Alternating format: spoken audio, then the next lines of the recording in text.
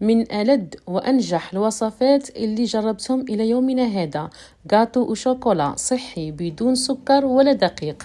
تبعوني شوفوا الوصفة.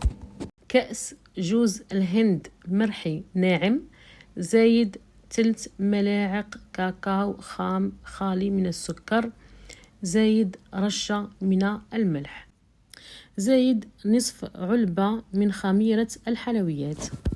نخلط المكونات الجافة مع بعضهم ونخلوهم أباغ. وفي صحن نحطو 3 بيضات يكونوا بحرارة الغرفة، زايد نصف كأس سكر ستيفيا المخصص للحلويات. اللي ما يعرفش سكر ستيفيا هو سكر مخصص للدايت، تلقاوه 0 كالوري، وكاين مخصص للمشروبات وكاين مخصص للحلويات وكاين نوعية مخصص للحلويات للمشروبات. انا استخدمت اللي مخصص للحلويات. ويمكن انكم تستبدلوا السكر بعسل النحل الطبيعي.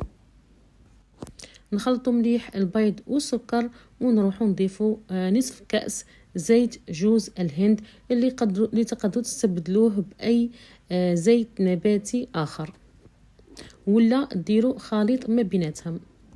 زايد نصف كأس حليب إما حيواني أو نباتي.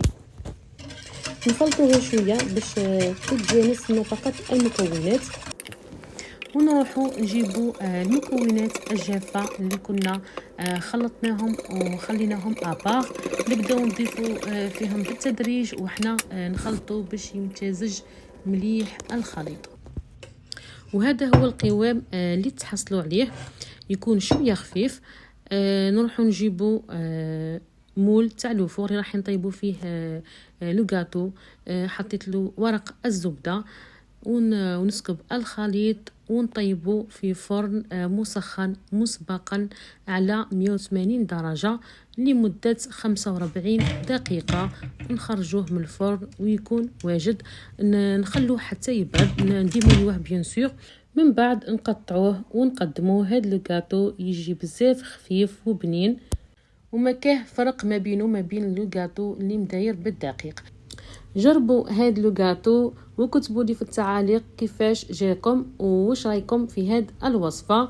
ديروا اشتراك في القناه، هكا اي وصفه جديده نحطها توصلكم في الوقت.